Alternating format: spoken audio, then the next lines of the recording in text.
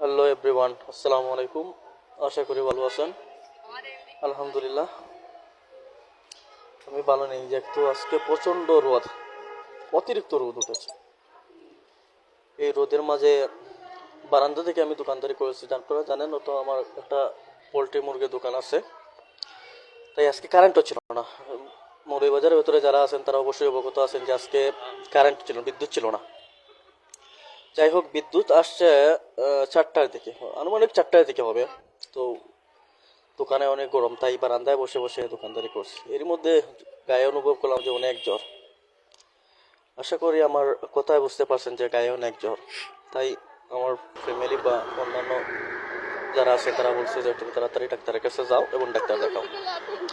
তাই আমি নিজে ভাবলাম যে গায়ে যখন অনেক জ্বর আসছে, তাই সব বললাম যে চলো ডাক্তার দেখিয়ে আসি।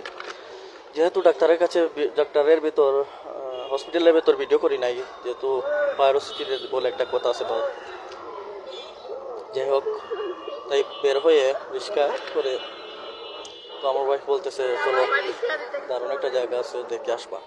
তো আমিও বললাম যে গায়ে যখন প্রচণ্ড জ্বর আর ঠান্ডা ঠান্ডা লাগতেছে, দেখেন আপনারা, গায়ে যখন প্রচণ্ড জ্বর হয় তখন গরমের ছোঁয়ার একটু অনুভব হয়। তাই ভাবলাম যে গায়ে যখন প্রচণ্ড জ্বর আর গরমেরও একটু অনুভব করতেছি, তাই বললাম যে ভিডিও করলাম। ভাবলাম আমি এখানে দেখবো, আপনাদের সাথে শেয়ার করবো এবং আপনারা দেখেন। যাই হোক, চলে আসলাম ওই স্থানে। আসলে স্থানগুলো অনেক সুন্দর। আপনারা যারা মৌলভীবাজারের ভেতরে আছেন এবং ছান্নিঘাটে যান নাই এখনো, তারা যাবেন এবং দেখবেন। স্থানগুলো আসলে অনেক সুন্দর। আর আমিও ভিডিও করলাম, দেখেন আমার অবস্থাটা।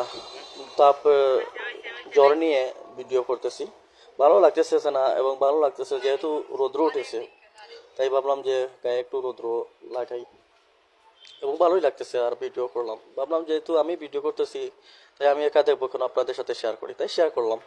ভিডিওটি ভালো লাগলে লাইক কমেন্ট শেয়ার করবেন। আসসালামু আলাইকুম রহমতুল্লাহি ওয়া বারাকাতুহু।